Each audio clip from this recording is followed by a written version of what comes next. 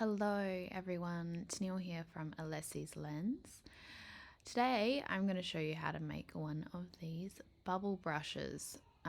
It makes your workflow so much easier when you do have a brush and you're not using images.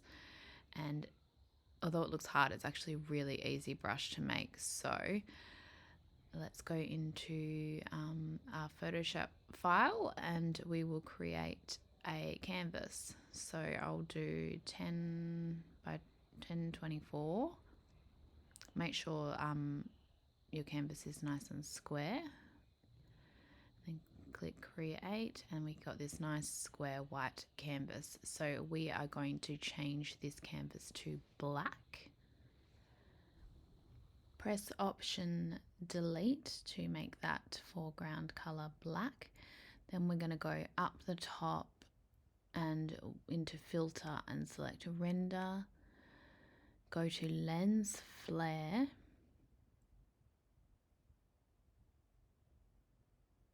And here you will come up with this funny looking image. We're going to keep it on that first selection and click OK. And this is what it looks like. Don't worry, it won't stay like this.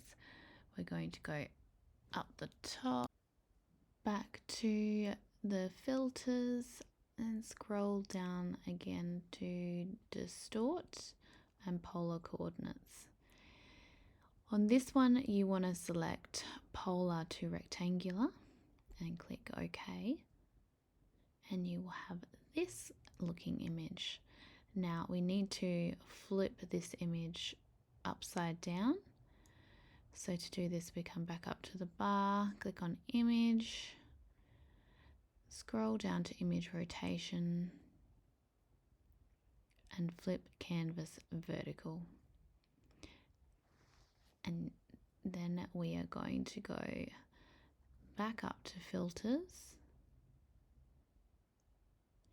into our distort again and back to polar coordinates.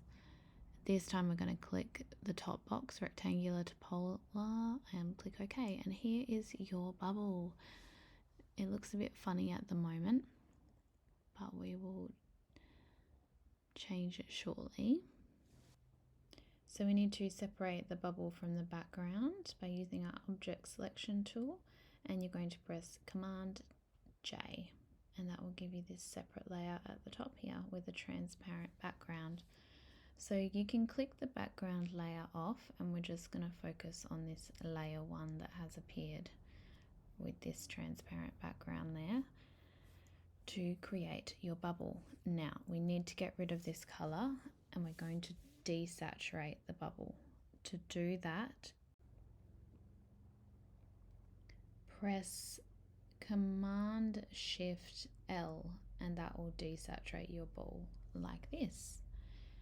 And then we need to have a white bubble. We don't want a black one. So we are just going to press Command I to invert this bubble.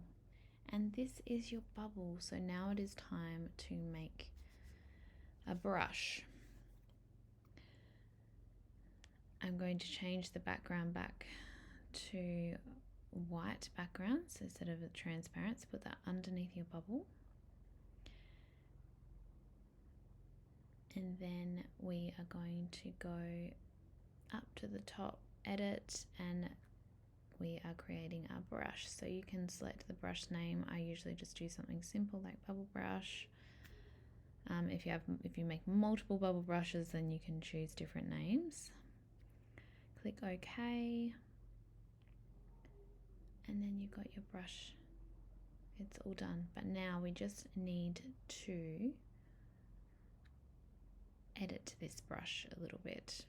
Okay, so we don't just want one bubble, we want multiple bubbles. There's a little brush toggle on your brush settings and that brings up this panel, so click on that.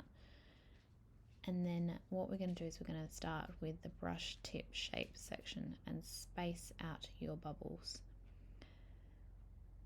As you can see, you can go as much as you want to. I usually will go maybe around like 120 to 120-ish percent. I reckon that looks pretty good for spacing of those bubbles. There we go. That looks good. Then we're going to go into shape dynamics. Here we'll change the percentage to 70. Now I'm going to put it onto fade because I'm just using my mouse. If you use a Wacom or a pen or an iPad, pen pressure would be good. Pen pressure also does work with the mouse, but this is just my preference. Scattering, so this is where we can change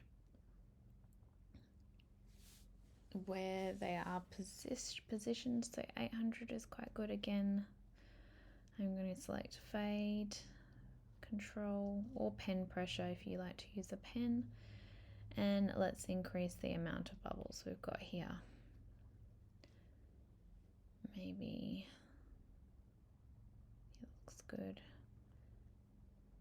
And there we go. Look at all those different shaped bubbles all in different places.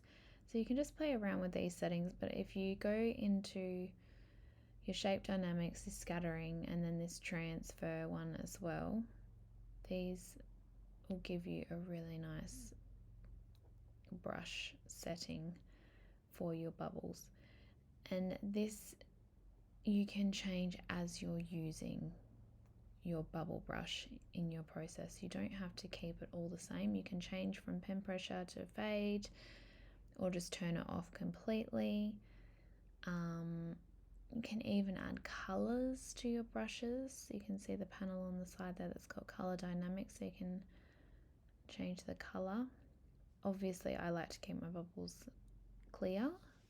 Sometimes though I will give them a little bit of a color tinge, but that's entirely up to you.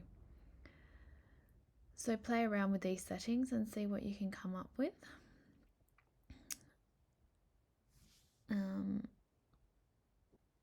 Once you've played around with your brush settings and you've got your bubbles to look like how you want them to appear on your page, you just go up to this sidebar and press new brush preset, and here this is going to come up with what you want to call it.